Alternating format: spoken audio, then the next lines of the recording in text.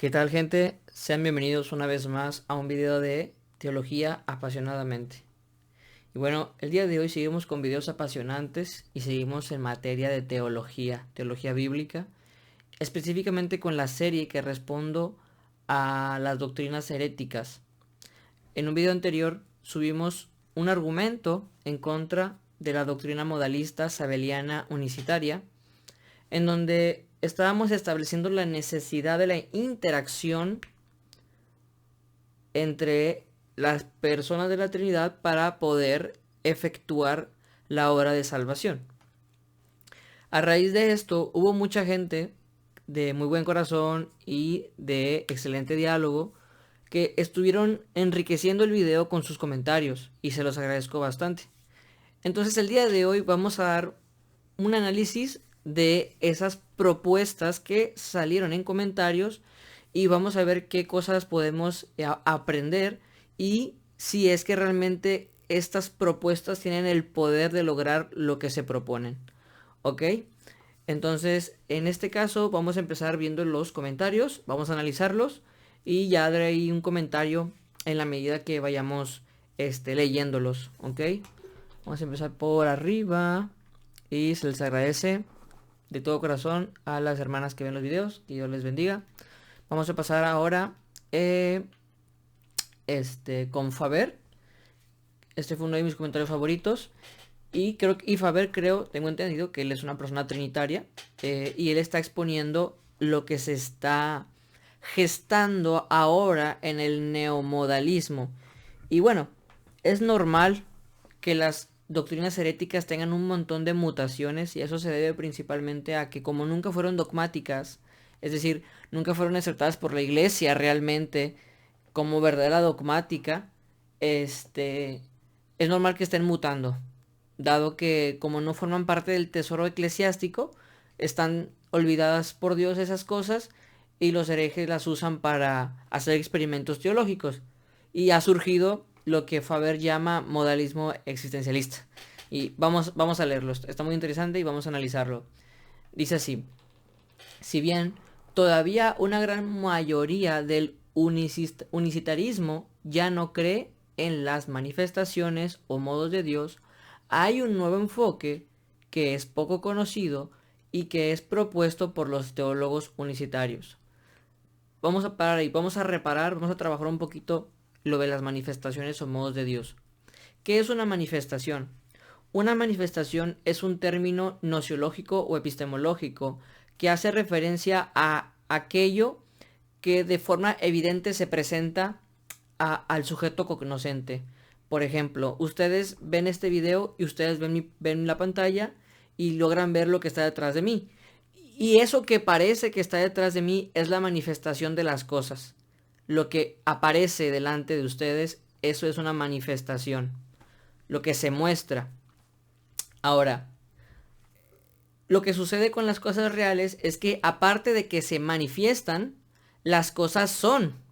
Es decir, no solamente son un mostrarse ante mi conciencia, de cierta forma que se reduzca la manifestación a una proyección subjetiva, sino que realmente la manifestación es el efecto que se encuentra en una cosa real que como es real se muestra debido a su ser, a su realidad. Se puede mostrar ante otros sujetos. Entonces, las cosas reales tienen la capacidad de mostrarse o se muestran naturalmente por su ser. Sin embargo, cuando hablamos en el unicitarismo de manifestaciones, lo que estamos tomando es simplemente aquello que se muestra pero que no es una sustancia, que no es algo fijo. Por eso decimos que en el modalismo o en el unicitarismo Dios se muestra. No es porque Dios sea realmente de forma permanente y sustancial eso en lo que se muestra, sino que simplemente se muestra como, de forma accidental y contingente, como Padre, Hijo y Espíritu Santo. Continuando con la exposición, luego de haber expuesto lo de las manifestaciones, dice Faber: es lo que yo llamo modalismo existencialista, que a diferencia del modalismo de manifestaciones, señala que las aparentes interacciones personales del Padre e Hijo del Nuevo Testamento se explican a raíz de la encarnación. Cuando la única persona divina se encarnó, adherió a su ser un nuevo modo de existir, la humanidad. Pero no es solamente un saco de huesos y carne el que habita lo divino, sino que realmente es un ser humano en todo el sentido pleno. Esto incluye cuestiones psicológicas, conciencia, como hombre, emociones, mente. Por tanto, Jesús oraba al Padre porque en su modo de existencia humana necesitaba orar. No era que la persona del Hijo oraba a la persona del Padre, más bien que la única persona divina, al existir en modo humano, experimentó la necesidad de orar, de dialogar con el Padre, de hablar de Él como si fuese distinto de Él. Este nuevo enfoque señala que esta distinción modal existencial no personal sigue existiendo aún. Déjeme leer otra vez esa parte. Este nuevo enfoque señala que la distinción modal existencial no personal sigue existiendo. Por tanto, no es raro que en su plena conciencia como hombre, pero en cuerpo glorificado, hoy siga siendo el mediador entre Dios y los hombres, que siga siendo el sacerdote y el cordero sacrificial, que siga siendo el paráclito del Padre. Según esto, cuando entendemos la encarnación, no es necesario acudir a distinciones personales para explicar las interacciones del Nuevo Testamento, que son reales, obviamente, pero no son personales, sino más bien encarnacionales. Esto explicaría aparentemente lo que señalas en el video. Bueno, vamos allá. Yo les quiero dar un consejo para que aprendan a criticar las posturas, no solamente las de los demás, sino también las suyas. Y es que toda propuesta racional, filosófica, teológica, científica, la que sea, tiene dos aspectos en el orden de la lógica. El primero es el orden formal. El orden formal es lo que regularmente siempre se enseña en los manuales de lógica moderna. Básicamente son las reglas de la lógica. Es el cómo concatenar, cómo unir de forma correcta proposiciones, pensamientos, enunciados, sin incurrir en alguna deficiencia intelectual o en algún absurdo lógico. Entonces, básicamente atendiendo a cuestiones de coherencia. Bueno, el otro aspecto es el aspecto material, que conlleva el análisis del contenido de las proposiciones con la realidad. Les pongo un ejemplo. Vamos a hacer un argumento modus ponens, ¿no? P es hombres, Q significa principio de contradicción es falso. Entonces, voy a tomar esos dos contenidos y voy a decir, si P, entonces Q. P, entonces Q. Lo que yo estaría diciendo es que si P es verdad, es decir, si los hombres son reales, entonces el principio de contradicción es falso. Los hombres son reales. Entonces el principio de contradicción es falso. Formalmente el argumento es válido, porque no estoy incurriendo en el argumento en alguna falacia o en alguna forma de deficiencia lógica. Estoy concatenando formalmente dos pensamientos y estoy llegando a una conclusión de forma lógica. Sin embargo, uno diría, oye, pero es una tontería. No puede ser verdad el argumento, porque si el principio de contradicción es falso, todo el argumento se viene abajo y un montón de cosas más. Y yo diría, es correcto, pero lo que no puedes decir que es falso o que no está bien es la formalidad del argumento. El argumento es formalmente válido. Lo que no lo que es deficiente es la verdad del argumento, y eso es porque en el análisis material de los contenidos de las proposiciones nos damos cuenta que entran en contradicción con la realidad. Entonces, en las propuestas filosóficas siempre analizan los dos aspectos, el formal y el material. No porque una propuesta sea coherente significa que sea verdadera. Y que una propuesta sea verdadera no quiere decir que sea coherente. Son dos aspectos distintos. Bueno, lo que yo veo de este modalismo existencialista es que es coherente. Es decir, si las interacciones del Nuevo Testamento entre el Padre y el Hijo se reducen a necesidades psicológicas del ser humano, en este caso necesidades religiosas de querer expresarse hacia una divinidad, eso explica por qué Jesús oraba, por qué Jesús tenía que orar, por qué tenía que hacer ciertas cosas como cualquier otra persona religiosa. Pero cuando yo analizo el contenido de la propuesta, es donde me voy a dar cuenta que la propuesta falla. Ahora, ¿qué pasaría? Voy a poner un contraejemplo para invalidar la materialidad, es decir, para invalidar el contenido de la propuesta. Por ejemplo, pensemos en el bautismo del Señor Jesucristo, donde el Señor es bautizado y se presenta el Padre y el Espíritu Santo. Bueno, vamos a hacer un análisis metafísico del evento, más que metafísico, un análisis ontológico. Vamos a decir esto. Jesús es Dios y hombre, ¿verdad? Ahí hay un misterio, eso no lo podemos negar. En ese hombre es Dios y es hombre. Bien, ahora, el punto es cuando ese Dios hombre en el bautismo está interactuando con la voz celestial y con la paloma que está simbolizando al Espíritu Santo. La pregunta es, esas dos manifestaciones que estamos viendo allí, ¿qué se sigue si decimos que solamente son manifestaciones? Lo que se sigue es que es falso que Dios le habló. Porque si yo tengo una manifestación de una deidad que me dice, Daniel, tú eres el profeta, tú eres el elegido, pero si esa manifestación es ese mostrarse ante mí, ante mi subjetividad, ante mí como sujeto cognoscente, si ese mostrarse, si esa manifestación no es la deidad, entonces no es de Dios.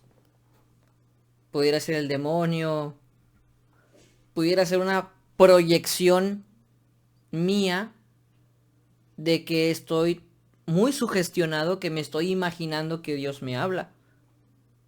Pero si yo quiero que esa manifestación sea la voz de Dios, esa voz debe de provenir de Dios como causa. Ahora, el problema es que las manifestaciones no son causas, son manifestaciones. Es decir, la manifestación en cuanto manifestación es efecto, es mostrarse, es lo más superficial de las cosas reales, el mostrarse, el aparecerse ante otras. Porque como dije, manifestación es una noción epistémica, en cuanto yo digo que se manifiesta porque se manifiesta ante mi subjetividad como sujeto cognoscente.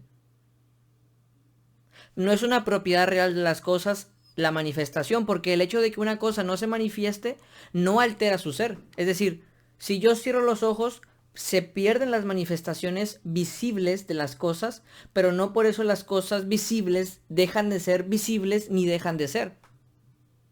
Ahora, se comprende cuál es la limitación ontológica de las manifestaciones. No son causas, no son propiamente cosas. Es necesario que las manifestaciones estén ligadas a las cosas porque es la cosa la que es causa, es la cosa la que produce operaciones, no las manifestaciones. Un análisis ontológico, en eso estamos. Entonces, si yo analizo el bautismo del Señor Jesucristo y la gente dice es que es la manifestación del Padre, es la manifestación del Espíritu, yo digo, ok, está bien. Yo soy realista y acepto que es manifestación, pero no se reduce solamente a una manifestación. Tiene que ser algo, tiene que tener ser, tiene que ser sustancia. Porque si no tiene sustancia, la manifestación entonces no es real. Porque el manifestarse es una propiedad de las cosas en cuanto a referidas al sujeto cognoscente. Eso quiere decir que lo que vemos en el bautismo, según la perspectiva de los modalistas, sea cual sea, lo que pasó en el bautismo del Señor Jesucristo se reduce a una mera proyección mental de Jesús hacia la realidad. Es decir, nadie le habló, ningún espíritu descendió sobre él. Esto es lo que propone realmente la doctrina del solo Jesús o la doctrina unicitaria. Que lo que Jesús estaba escuchando era su propia conciencia hacia sí mismo, pero no realmente una voz de afuera, de alguien más que le esté diciendo, este es mi Hijo amado, en él tengo mi complacencia, a él escuchad, y no vino ningún Espíritu Santo sobre él, que lo llenara y que lo llenara del poder para poder hacer su ministerio, porque las manifestaciones no son causas. Entonces, lo que pasa con este relato existencialista de la doctrina unicitaria es lo mismo que le ocurre a un montón de posturas liberales, que tienen que reducir la realidad espiritual de las cosas a proyecciones culturales, sociales, históricas, para poder meterlas en su relato. Pero esto con el coste de sacrificar la ortodoxia y la verdad de las escrituras. Entonces, sigo diciendo que la postura modalista existencialista es coherente. Pero ¿es coherente a qué costo? Es coherente al costo de perder la verdad más importante de las Sagradas Escrituras, y es la Trinidad. Es perder al Dios real. Porque lo que propone el modalismo existencialista es que todo lo que se muestra de Jesús en el Nuevo Testamento religiosamente son solamente necesidades psíquicas de un sujeto culturalmente religioso y nada más. Y ya, es todo lo que sucede. Entonces, esa es la grandeza de los análisis materiales y formales. Hay que saber admitir cuando una postura es coherente, y lo admito. El problema es que esta postura es falsa, salvo el coste de perder toda la ortodoxia, de sacrificar la realidad de los contenidos espirituales y ontológicos que se muestran en las narraciones de los evangelios. Entonces, esta postura, en cuanto formalmente válida, puede explicar lo que yo digo. Sí, sí lo explica, pero no lo puede sostener como realmente sucede en la Biblia. Es decir, ellos tienen que reinterpretar la encarnación, tienen que reinterpretar el orden de la salvación. Estoy seguro que si seguimos las consecuencias lógicas de esta postura en cuanto a la soteriología, la salvación sigue sin ocurrir. Porque lo que yo propongo en mi argumento es la necesidad o la imposibilidad de poder prescindir de las relaciones intratrinitarias para salvar a los hombres, para poder conseguir la obra de redención. Porque sigamos adelante con esta postura existencialista modalista. Que lo que Jesús, luego de glorificado, lo que tiene sigue siendo una necesidad psicológica, pero que no tiende hacia nada, que simplemente tiende hacia el vacío, porque este es el problema. Si las necesidades y las oraciones de Jesús no tienden hacia algo concreto y real, el Padre, según el trinitarismo, sino que simplemente se quedan en en la mente, en cuanto simplemente son proyecciones y necesidades psicológicas, cuando Jesús se entrega, o sea, cuando Jesús se ofrece y cuando ofrece como sacerdote, no ofrece a nadie. Y nadie recibe porque no hay quien reciba. Entonces, sigue inconclusa la obra de redención desde el modalismo existencialista. Sigue totalmente frustrado el proyecto de salvación desde cualquier modalismo. Porque mi argumento, al menos creo, yo la forma en la como lo defiendo, implica la imposibilidad de negar las relaciones intratrinitarias. Entonces no hay otro camino, no hay otro nombre. Entonces, considero que esta propuesta puede parecer moderna, es bonita si se quiere, trae el diálogo, nuevas cosas. Por amor a la verdad no puede prevalecer. Entonces los animo a seguir haciendo análisis materiales y análisis formales. Bueno, sigamos adelante. Vamos a leer lo que dice nuestro hermano Anders, que a este lo conozco, es hermano de la fe, y un fuerte abrazo, hermano. Dice aquí nuestro hermano Anders: aquí el unicitario podría argumentar de varias formas. Dios es omnipresente, por lo tanto puede ser quien la ofrece y quien la recibe.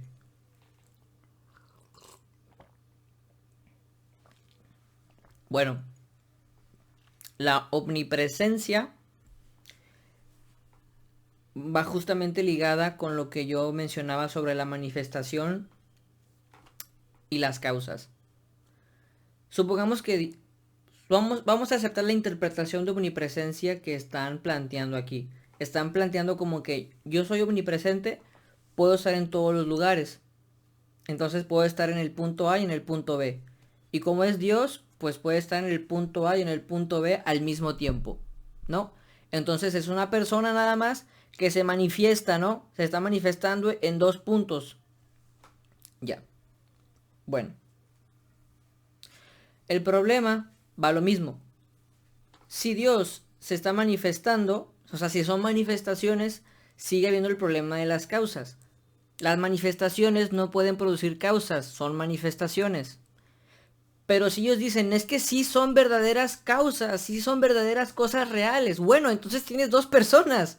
Ese es el problema. O sea, si tú quieres sostener la omnipresencia de Dios y al mismo tiempo sostener que son personas reales las que se están manifestando al mismo tiempo, entonces tienes dos personas igual a trinitarismo otra vez. El problema, y entiendo lo que quieren hacer los unicitarios, es decir, es que Dios en su esencia es uno, pero Dios en su forma de relacionarse con el mundo y de manifestarse es tres, y lo que se manifiesta en el orden del tiempo, pues es tres, pero en el orden del ser oculto de Dios sigue siendo uno. Ok, vamos a analizarlo de esa manera. El Hijo, como manifestación, como una manifestación real de Dios, está expresando algo de Dios, ¿no? Vamos a decir que sí, porque si decimos que no, pues entonces no sería una manifestación de Dios. Bueno, el Hijo manifiesta a Dios. Y luego se aparece Dios como Dios el Padre, se está manifestando Dios como Dios el Padre.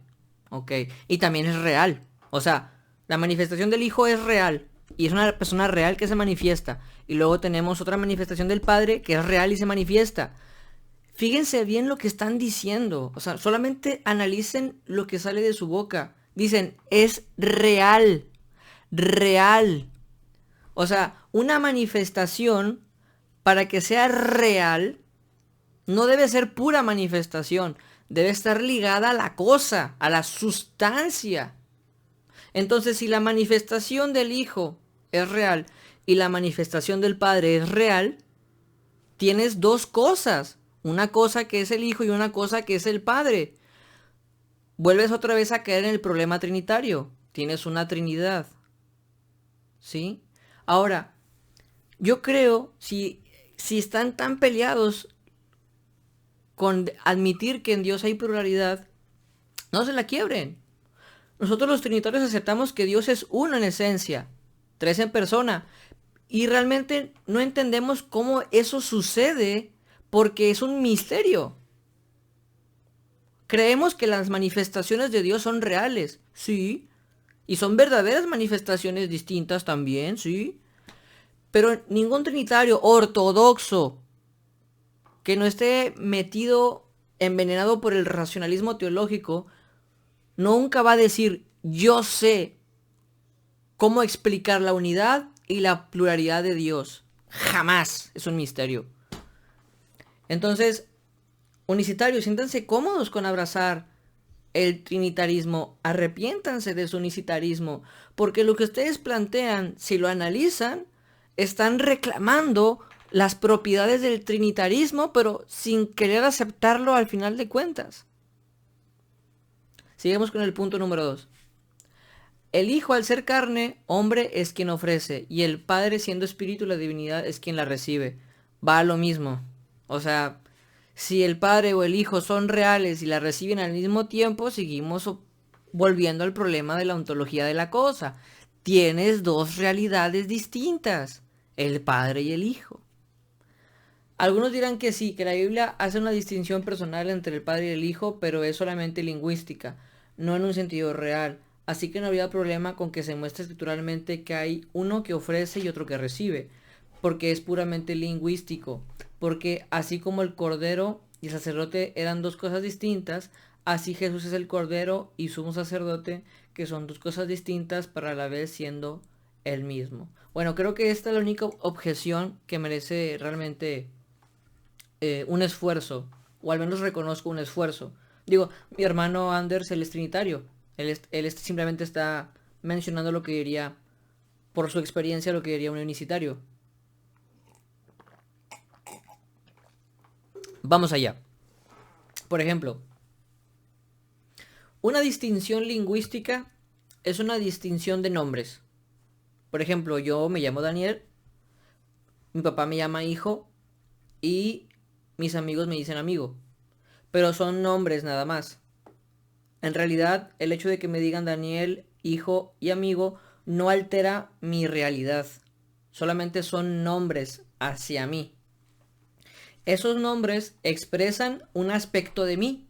Eso sí, yo soy Daniel y ese es mi nombre con el que se designa mi entidad o con la que se refiere a mi entidad particular y concreta. Hijo es el nombre que se me da porque hay una relación de engendramiento. Amigo porque hay una filiación.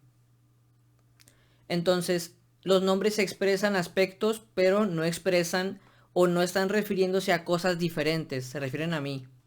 Bueno, entonces, hasta aquí el argumento parece ser bueno, porque sí, Jesús es nuestro sacerdote y es nuestro cordero. Está bien. El problema es que queda el texto sagrado, el texto de Hebreos, que te está diciendo que el Hijo se ofrece al Padre. ¿Sí? Y si es un ofrecimiento real, las palabras deben describir la realidad. Porque si digo que simplemente es una distinción lingüística, pero no está sucediendo realmente el ofrecimiento, entonces sigue siendo mi argumento válido. En el unicitarismo no se llega a concretar la obra de salvación, porque para que se concrete la obra de salvación, yo necesito que alguien se ofrezca, es decir, como cordero expiatorio, que alguien lo esté ofreciendo, es decir, que Jesús se ofrezca a sí mismo, y necesito a alguien que lo esté recibiendo. Sí. Ahora, alguien podría decir, oye, espera. Tú aceptas que Jesús sea cordero y sea sacerdote, porque no aceptas también que Él sea el que se reciba. Vamos para allá. Eso se me acaba de ocurrir y yo creo que es una objeción, una posible objeción muy válida. Disculpen. Vamos allá. Siguiendo el discurso de las narrativas del Antiguo Testamento, el sacerdote es el intermediario entre Dios y el pueblo, ¿verdad? Ok, ahora, el hecho de que el sacerdote funja como intermediario implica lógicamente la noción de que él no es la parte que está siendo intermediada. Vamos para allá, vamos a trabajar el concepto lógico. La noción de sacerdote que se nos presenta es una noción correlativa. Es decir, en cuanto yo designo a algo como derecha, de forma necesaria estoy designando a otra parte como izquierda. Si yo designo a esta como la derecha, por necesidad lógica se designa a la otra como izquierda. ¿Sí? No puede haber, una vez que yo designo a una parte derecha, la otra no puede ser en el mismo sentido y en el mismo tiempo también derecha. Es o derecha o izquierda o derecha e izquierda, pero no se puede. Cuando nosotros designamos a Jesús, bueno, yo no, el texto sagrado lo dice, el texto dice que Jesús es sacerdote, se le está dando una noción, un papel, una funcionalidad que de forma lógica y necesaria lo está restringiendo a no poder ser la parte que va a recibir el sacrificio.